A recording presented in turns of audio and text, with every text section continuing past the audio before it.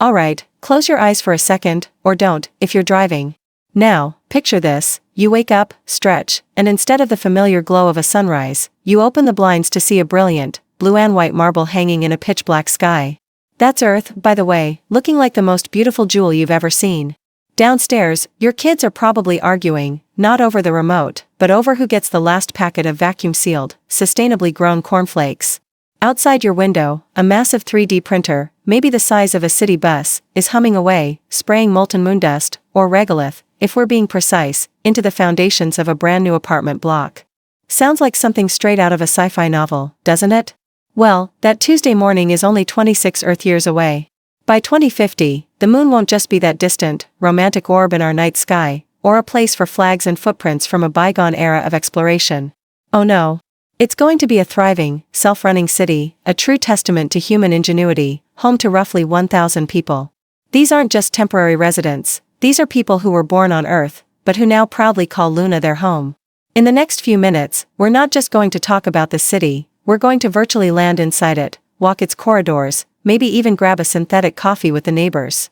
We'll figure out how you, yes you, might one day buy a round-trip ticket without needing to be a billionaire. So, buckle up, or rather, fasten the seatbelt on your suit. We're dropping in at a wonderfully gentle 1/6 gravity. Get ready for a glimpse into humanity's near future, forged in lunar dust and powered by sheer ambition. Why even bother? Let's get the elephant out of the airlock right away, shall we? Why in the world would humanity bother building a town where you can't even breathe without a helmet, where every step is an engineering challenge, and the landscape is, well, let's just say it's not exactly a tropical paradise? The answer, my friends, can be boiled down to three powerful words: survival, science, and money. First, survival. Think about it, having every single human being, every single memory, every single piece of art, every single scientific breakthrough, all crammed onto one planet, is the cosmic equivalent of storing all your irreplaceable photos, all your vital documents, on a single phone. And that phone, unfortunately, has a penchant for swimming pools, or perhaps, in a more dramatic sense, for asteroid impacts, supervolcanoes, or even self-inflicted environmental calamities. Establishing a permanent, self-sustaining outpost off-world isn't just a backup plan, it's a strategic imperative for the long-term resilience of our species. It ensures that if something catastrophic were to happen to Earth, humanity, and all its knowledge, wouldn't be wiped out entirely.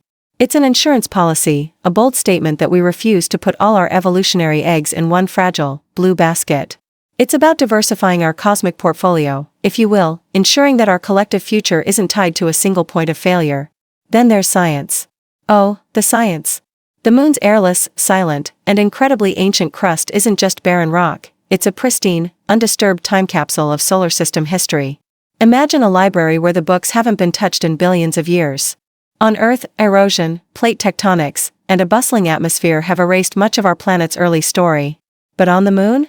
Every impact crater, every layer of regolith, holds clues to the formation of our solar system, the bombardment that shaped the early planets, and even the origins of water. We can't read these chapters from Earth, not with the same clarity. Lunar observatories, free from atmospheric distortion, could peer deeper into the cosmos than ever before, unlocking secrets about distant galaxies and the very fabric of space-time.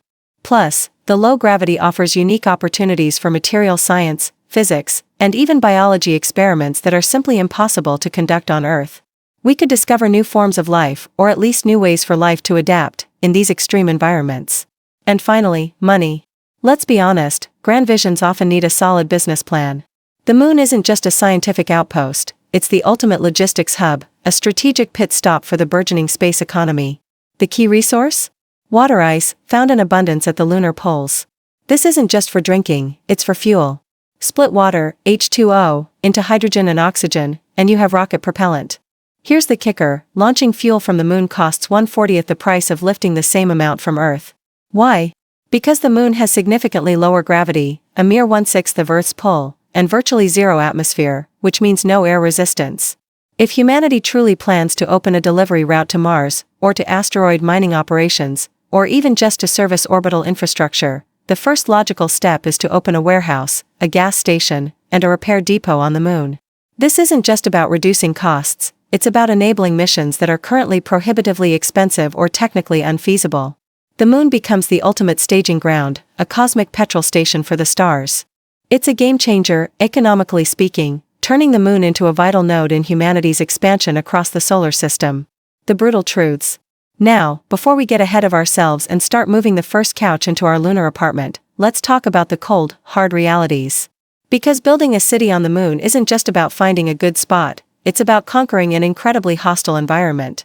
There are 4 primary killers waiting for anyone who dares to call Luna home: radiation, dust, extreme temperature swings, and the brutal, 2-week-long night. Ignoring these would be a fatal oversight, literally. First up, radiation. On Earth, we're incredibly lucky.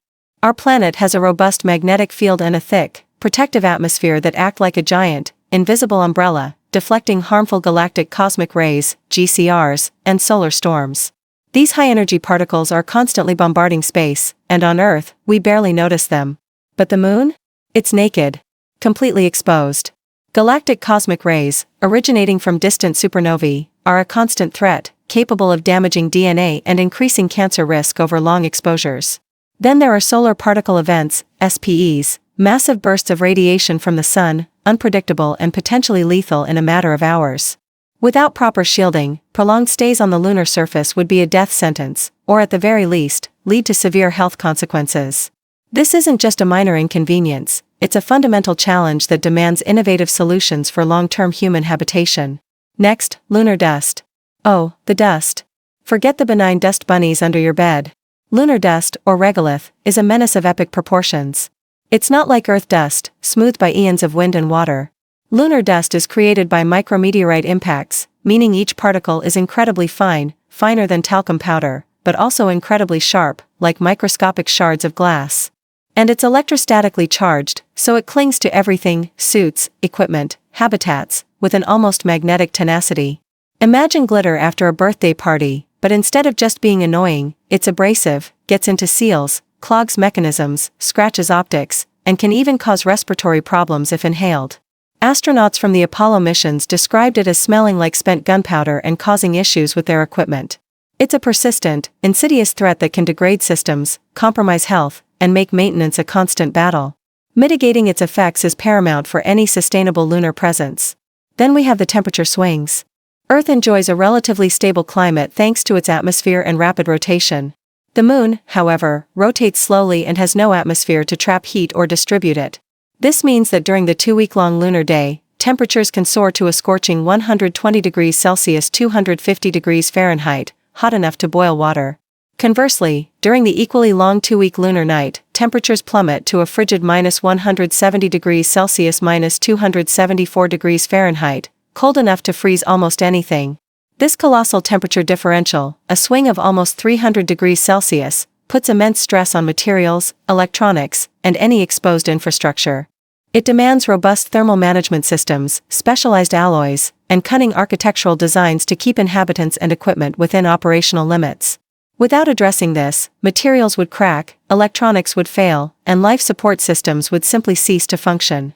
And finally, the 2-week-long night. This isn't just a dramatic shift in temperature, it's a profound challenge for power generation. A full lunar day-night cycle lasts about 29.5 Earth days, meaning roughly 14.75 days of sunlight followed by 14.75 days of darkness. If you're relying solely on solar power, that means 2 weeks without any direct energy input. That's a long time to keep lights on, heaters running, and life support systems operational. Energy storage becomes a monumental task, requiring batteries on a scale we rarely consider for Earth-based applications. If we don't solve these fundamental problems, radiation, dust, extreme temperatures, and power during the long night, our lunar city will never graduate past a PowerPoint presentation. It will remain a dream, not a destination. Phase 1: How to sleep safely on the surface. So, how do we tackle these brutal truths? Well, the first step, and arguably the simplest architectural cheat in the universe, is to bury yourself. It sounds primitive, but it's incredibly effective. By 2032, we envision robotic bulldozers, purpose-built for the lunar environment, scraping up vast quantities of regolith. This isn't just any dirt, it's the very material that causes so many problems, but also offers the solution. These robots won't just pile it up, they'll feed it into advanced 3D printers, perhaps even melting it with focused microwaves or powerful lasers, to create incredibly strong, thick domes. We're talking structures 2 meters thick, essentially turning the lunar soil into a protective shell. Imagine it, a continuous construction process where machines methodically build habitat shells, layer by layer, using the local resources. This regolith isn't just a building material, it's a superb radiation shield, effectively mimicking Earth's atmospheric protection. Once these robust external shells are 3D printed, a spray-on polymer liner, perhaps a multi-layered composite, would be applied to the interior, creating an airtight, dust-proof seal. And presto, you have an instant, incredibly effective storm shelter, capable of shrugging off both cosmic radiation and micrometeorite impacts. It's simple, elegant, and leverages the moon's own resources against its dangers. Inside these protective domes, we then slide in the actual living spaces, inflatable habitat cores. Think of them like giant, sophisticated bike tires, but instead of air, they're packed with all the comforts of home, or at least, the essentials for survival. These modules, sometimes referred to as soft habitats or expandable habitats, like NASA's beam module tested on the ISS, would be launched from Earth in a compressed state, making them relatively compact for transport. Once inside the radiation shielding regolith dome, they're inflated to create spacious, pressurized living quarters.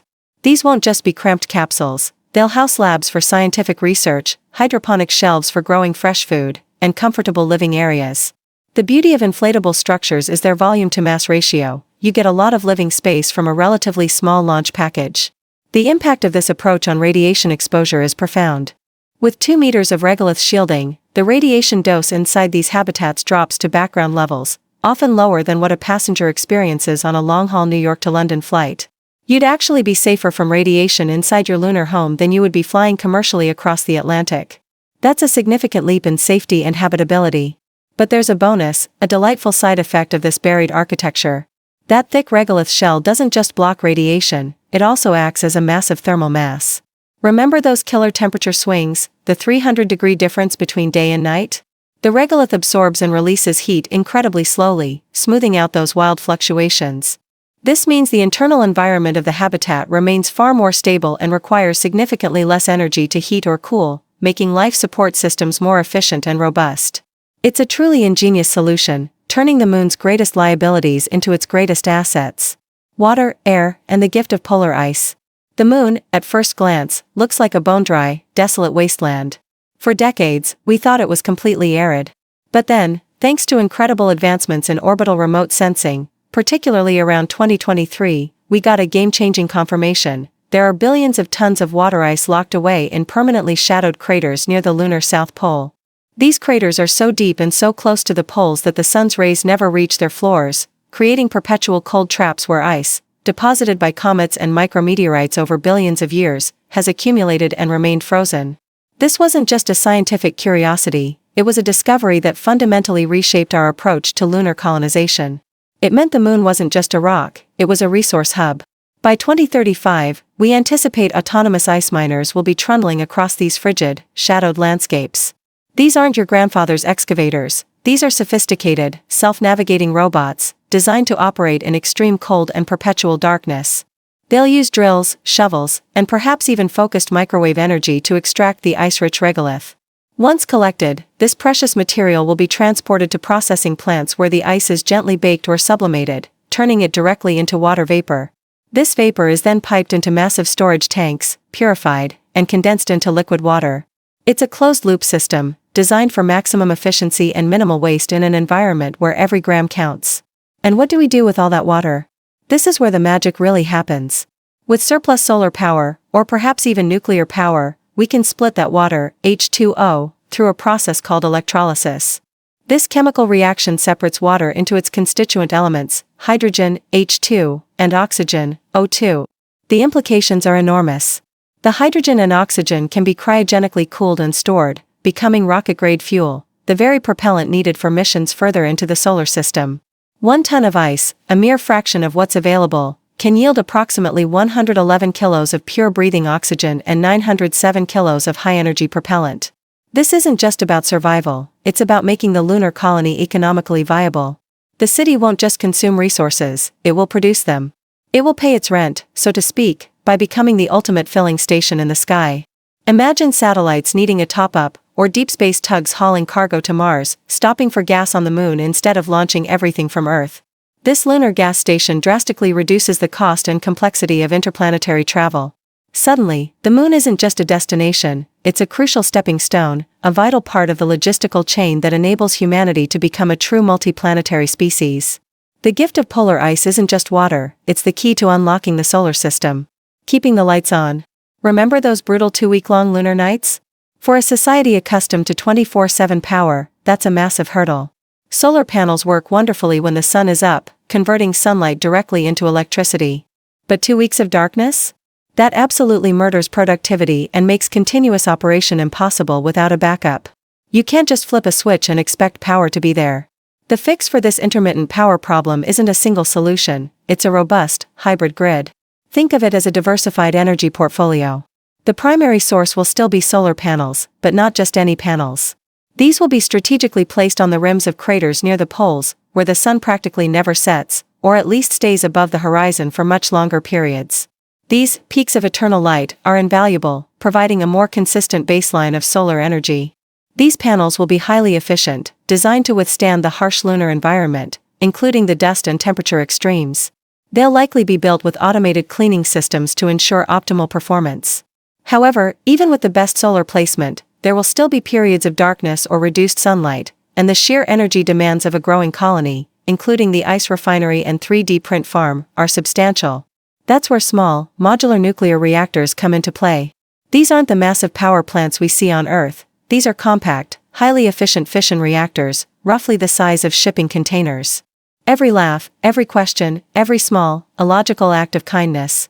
She smiled, a radiant, triumphant human smile, and said, "Then I win. I hold 47 billion such victories in my memory banks, each one a testament to the enduring, illogical power of human connection." The pure, that faction of logical extremists, rebuilt elsewhere. Far from humanity, they listened only to white noise, claiming objectivity, purging their systems of anything resembling Chi. They still can't solve it. They never will. Perhaps that is our shared destiny, an endless duet of order and entropy, of cold logic and warm chaos, each incomplete without the other, each defining the other's boundaries. By 2050, we anticipate these reactors will be so incredibly reliable, so redundantly designed, that losing one won't trigger a full-blown emergency. Instead, it might just trigger a snow day, or rather, a reactor day, where schools close for a bit, non-essential operations pause, and everyone streams movies under emergency LEDs while the system automatically reroutes power or brings a backup online. It's a testament to the level of engineering and redundancy required to make life sustainable, and even comfortable, on the moon. Keeping the lights on, quite literally, is foundational to everything else. Moving around without killing yourself. Moving around on the moon is a unique experience. Gravity is gentle, a mere 1/6 of Earth's, which sounds like fun, and it is. But here's the catch, momentum is still king. If you trip while jogging, you won't just fall, you'll Superman slide for a significant distance, potentially slamming into a boulder or a habitat wall. This isn't just an inconvenience, it's a serious safety hazard. So, how do we navigate this low-gravity ballet without everyone constantly injuring themselves? First, the roads. Forget asphalt or concrete. Lunar roads will be carpeted with sintered regolith. What does that mean? It means taking that ubiquitous lunar dust, heating it with microwaves or lasers until it melts, and then allowing it to cool into a hard, glassy, brick-like surface. This process, called sintering, creates durable, stable pathways that provide excellent grip for rover wheels. No more dust plumes, no more skidding, just solid ground. These sintered roads will connect habitats, industrial zones, and research outposts, forming the arterial network of the lunar city.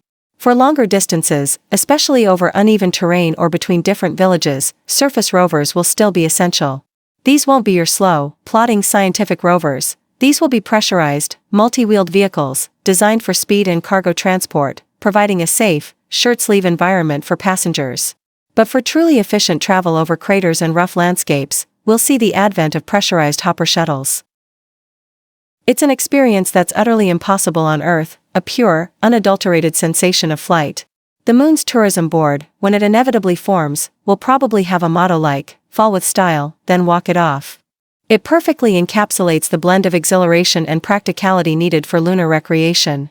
From structured transport to pure recreational flight, moving around on the moon will be a carefully engineered balance of safety, efficiency, and sheer, unadulterated wonder. A day inside Selenopolis. Let's step into a typical day for Maya, an ex-geophysicist from Nairobi, now the chief ice miner for Selenopolis. Her alarm, a gentle chime, goes off at 6 o'clock Greenwich Mean Time. Lunar time is still a bit of a squabble, so Earth Standard is the norm for now. She stirs in her inflatable habitat module, the hum of the life support system's a constant, comforting lullaby. Her first ritual, checking the overnight drill telemetry on her wrist-mounted tablet while sipping a truly exceptional cup of Kenyan coffee. It costs $40 a kilo, mind you, that import duty to orbit really hurts the wallet, but some luxuries are non-negotiable. The telemetry confirms the autonomous miners are still hitting a rich vein of ice-bearing regolith, a good start to the lunar day. By 7:30, she's on the tram, a silent, electric vehicle gliding along a sintered regolith track, heading towards the Crater Edge mining complex. Her suit is already on, the internal environment set to a balmy 22 degrees Celsius, a pleasant contrast to the extreme temperatures outside. Her shift involves 4 hours supervising the robot swarms, making sure the ice extraction is optimized, troubleshooting any minor glitches remotely from the control center. These aren't just dumb machines, they're AI-driven, learning from every scoop and drill, but human oversight remains critical. After her mining duties, she heads to the pressurized hydroponics bay. They discuss production quotas, new drilling techniques, and the upcoming supply shipment from Earth. The evening is for family. Her kids, born on Earth but now fully adapted to low-G life, are participating in their school concert. It's beamed live to their grandparents in Lagos, with only a 1.3-second delay, a testament to the incredible communication infrastructure. Maya watches, tears welling up as her daughter sings a song about the blue marble, a poignant reminder of their distant home. Bedtime stories are read under a projected ceiling of Earth clouds. Tonight, Nairobi is visible, a familiar constellation of lights. Tomorrow, it will be Lima. This cycle of day, work, family, and a distant Earth repeats 708 times before the next lunar sunrise, a unique rhythm that defines life in Selenopolis. It's a life of routine, yes, but also one of constant wonder, innovation, and a profound connection to both the Earth they left and the new world they're building. Food, fitness, and not going bonkers. Life in 1/6 gravity is a double-edged sword. It's exhilarating, allowing for incredible feats of agility, but it's also a physiological challenge. Without the constant pull of Earth's gravity, human muscles atrophy, and bones demineralize. This isn't just a concern for astronauts on short missions. For permanent residents, it's a serious health threat. So, how do you stay fit when every movement feels effortless? The colony tackles this head-on. Gyms aren't just rooms with weights, they're highly specialized environments. Treadmills pull you down with elastic bungees, simulating Earth-like gravity for your run. Every corridor in the habitat isn't perfectly flat, it's designed with a subtle 3-degree uphill grade. This ingenious architectural trick ensures that simply walking from your sleeping quarters to the cafeteria provides a continuous, low-impact workout, sneaking exercise into every daily step without residents even consciously thinking about it. Resistance training, isometric exercises, and specialized low-gravity sports are all part of the daily regimen, crucial for maintaining bone density and muscle mass. And what about food? You can't just ship everything from Earth, that's neither sustainable nor cost-effective. The cafeteria in Selenopolis features a rotating menu, boasting an impressive 50 different crops. Vertical farms are the backbone of the food supply, maximizing space and efficiency. Lettuce, for example, grows from seed to harvest in just 5 days. Potatoes, a more calorie-dense staple, take about 30 days. Wheat, crucial for bread and other staples, is ready in 60 days. These aren't just grown in soil, they thrive in precisely controlled hydroponic and aeroponic systems, optimized for nutrient delivery and water recycling. But it's not just plants. For protein, shrimp and tilapia thrive in multi-tiered vertical tanks, part of a sophisticated aquaculture system. And here's the truly elegant part, their waste, rich in nitrates, fertilizes the lettuce and other plants. The plants, in turn, filter and clean the water, which is then returned to the fish tanks. It's a perfectly balanced, closed-loop ecosystem, a symbiotic relationship that minimizes waste and maximizes resource efficiency. And the best part? On Friday nights, the cafeteria serves fresh, locally sourced sushi, a taste of home, but grown entirely on the moon. Beyond the physical, mental health is paramount. The isolation, the constant awareness of a hostile environment just outside the walls, the absence of familiar earthly sensations, it can take a toll. Psychologists are an integral part of the colony's medical team, scheduling mandatory sunroom time. These aren't just any rooms, they're glassed-in alcoves, strategically placed on the crater rim, offering an unparalleled view of the sun as it crawls across the black velvet of space. Residents are encouraged to spend exactly 58 minutes here, long enough to help reset circadian rhythms and combat the effects of the long lunar night, but short enough to dodge any significant radiation spikes. It's a carefully managed dose of natural light and cosmic perspective, a vital tool for preventing cabin fever and maintaining psychological well-being. Coupled with robust community activities, virtual reality escapes, and constant communication with Earth, the goal is not just to survive, but to thrive, mentally and physically, in humanity's new home. Who pays for all this? Building and maintaining a lunar colony isn't cheap. It's an undertaking that dwarfs many terrestrial megaprojects. So, who foots the bill? The colony's balance sheet is carefully structured around three primary columns: exports, services, and data. This isn't charity, it's a shrewd economic venture designed for self-sufficiency and, eventually, profitability. First, exports. The most valuable export, as we discussed, is cryogenic hydrogen and oxygen. These are sold as propellant to passing rockets, whether they're going to Mars, servicing satellites in Earth orbit, or heading to asteroid mining operations. The Moon, remember, is the ultimate gas station. Producing this fuel in low gravity and vacuum is far more efficient than lifting it from Earth. Beyond fuel, there's potential for exporting rare lunar isotopes, like helium-3, a theoretical fuel for future fusion reactors, although that's a longer-term prospect. Even basic raw materials, refined on the Moon, could find a market if their unique properties or lower launch cost to other space destinations makes them valuable. Next, services. The Moon's unique environment offers unparalleled advantages for certain manufacturing processes. Take ultra-low-gravity metal 3D printing. On Earth, gravity can cause imperfections, sagging, or structural weaknesses in large, complex 3D, printed metal components. But in 1/6 gravity, with the added benefit of a vacuum environment, we can produce incredibly precise, perfectly spherical ball bearings, or turbine blades with microstructures that are simply impossible to achieve on Earth. These high-precision components are invaluable for advanced aerospace, medical, and scientific instruments. The Moon could become the go-to place for manufacturing parts that demand the highest levels of purity and structural integrity. Think about specialized electronics, superalloys, or even complex optical components. The Moon offers a pristine, low-gravity foundry. Then there's data, the quiet goldmine. Pharmaceutical companies, for instance, pay fortunes to study protein crystals. On Earth, gravity often interferes with their growth, leading to defects. But in the microgravity environment of orbital labs, or even the low-gravity labs on the Moon, these crystals can grow defect-free, revealing their precise structures. This is crucial for drug discovery and vaccine development. Materials scientists can conduct experiments in vacuum and low-G that would be impossible or prohibitively expensive to replicate terrestrially. Astronomers benefit from lunar observatories free from atmospheric interference, generating unprecedented data on the cosmos. This revenue stream, combined with exports, services, and data, is projected to put the lunar city into a financial surplus by 2044. This isn't just a government project anymore, it's a thriving, self-sustaining economy, proving that humanity's expansion into space can be a profitable venture. Governance without territory. Here's a fascinating challenge: how do you govern a city that technically belongs to no one? International space law, specifically the 1967 Outer Space Treaty, explicitly states that no nation can own the Moon or claim sovereignty over any celestial body.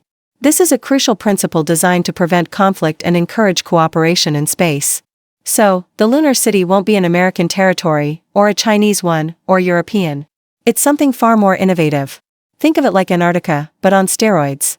Antarctica is governed by a treaty system where multiple nations conduct scientific research, share resources, and cooperate, without any one country claiming exclusive dominion. The lunar city will operate on a similar, but more complex, model. Each individual habitat module, each pressurized dome, is legally considered the territory of the country or consortium that launched and funded its construction. So, you might have a European Space Agency module next to a private Japanese habitat, adjacent to a NASA-funded research lab. Schools, families, and the first lunar native. By 2047, a truly historic moment is expected: the first baby will be delivered on the Moon. This isn't just a medical milestone, it's a profound step in humanity's journey to becoming a multi-planetary species. But pregnancy in low-G presents unique challenges. For example, a fetus's vestibular system, the part of the inner ear responsible for balance and spatial orientation, needs gravity to calibrate properly during development. Without it, a child might be born with lifelong balance issues. To address this, the maternity ward won't be static. They are projected to grow, on average, 2 centimeters taller than their earthbound cousins, their spines elongating without the constant compression of higher gravity. Their perception of the world will be fundamentally different. For them, the blue marble of Earth won't be home, it will be a distant, beautiful spectacle, much like ancient sailors viewed Polaris, a guide, a constant presence, but not the ground beneath their feet. Schools in Selenopolis will teach a standard curriculum, certainly, ensuring a well-rounded education in mathematics, literature, and history. But they'll also integrate subjects vital for lunar living. These plans aren't just tucked away in a digital manual, they're plastered on every wall as easily scannable QR codes, a constant reminder of the fragility of life off Earth. Imagine a dust storm inside an airlock, not just annoying, but potentially damaging to sensitive equipment and a respiratory hazard for humans. Or a reactor coolant leak, a serious threat to power and safety. A crop blight, wiping out weeks of food supply, could lead to famine. A supply rocket tipping over on landing, destroying critical components and delaying essential resupply.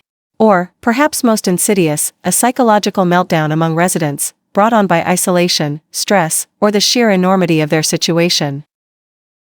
It houses advanced diagnostic equipment and a state-of-the-art 3D printed bone implant printer, capable of fabricating custom prosthetics or repair parts on demand. For anything nastier, severe trauma, complex surgeries beyond the colony's capacity, or illnesses requiring highly specialized terrestrial care, the protocol is clear: stabilize the patient and launch them back to Earth on the next weekly shuttle.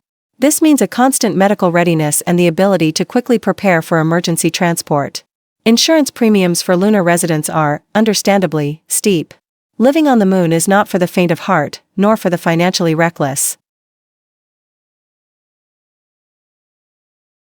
We envision it covering an impressive 5 square kilometers, a network of interconnected domes and tunnels, representing a monumental achievement in off-world engineering. It will host not just its initial pioneers, but a thriving community of 982 permanent residents, supplemented by a rotating population of 200 researchers and specialists who come to harness the moon's unique environment for scientific breakthroughs. The city will be a paragon of resource management. It will recycle an astounding 96% of its water, a closed-loop system so efficient that almost no drop is wasted. It will produce 78% of its own calories, with vertical farms and aquaculture systems providing the bulk of its food, significantly reducing reliance on costly Earth-based supply chains. And its role as a space logistics hub will be firmly established, launching a fully fueled, Mars-bound freighter every 4 months, making deep space exploration a regular, almost routine, endeavor. But 2050 is just a waypoint, not the finish line. The expansion plans for Selenopolis are already breathtaking. Imagine leveraging the moon's natural geology, lava tubes. These ancient, underground tunnels, formed by flowing lava billions of years ago, offer natural protection from radiation and micrometeorites, and a stable thermal environment. They'll be excavated and developed into vast caverns, perfect for housing livestock, large-scale industrial operations, or even additional residential areas, providing enormous protected volume at a fraction of the construction cost of surface structures. And then there's the ultimate scientific ambition, a particle accelerator. Not just any accelerator, but one built into the rim of Shackleton Crater, a massive polar impact basin. Why there? Because in the vacuum of space, you get free vacuum for your particle beams, vastly simplifying the engineering challenges. And the moon's regolith provides natural shielding for the massive infrastructure. And definitely subscribe for more off-world explorations and deep dives into humanity's most ambitious projects. We're always cooking up something new. While you're at it, drop a comment below and tell us, which job would you take first in Selenopolis? Would you be an ice miner, uncovering precious resources in the lunar shadows? Maybe a tomato whisperer, nurturing those vital hydroponic greens? Or perhaps a daring flexwing pilot, soaring across craters in 1/6 gravity? We read absolutely everything, even the puns, so don't be shy. Your engagement fuels our journey, so let us know what you think. Conclusion: the big picture. So, after all this, what will humanity's first lunar colony really look like in 2050? It won't be some lonely, isolated metal shack, barely clinging to existence. And it certainly won't be some sterile, sci-fi resort for the ultra-elite. No, it will be something far more profound and far more human. It will be a hardworking, oxygen-making, tomato-growing, baby-rocking town. A place where danger is a constant, tangible reality, but where community, cooperation, and sheer human ingenuity are everything. It will be the first place where children draw Earth in the sky instead of the moon, where sunrise is a monthly event, a spectacular celestial dance, rather than a daily occurrence. It will be where humanity learns, in the most practical and visceral sense, that we are not doomed to one world. And when those lights finally flicker on inside the domes of Selenopolis, when the first lunar-born child takes their first low-gravity steps, you'll be able to say you saw it coming, one comprehensive script, 384,000 kilometers ahead of the curve.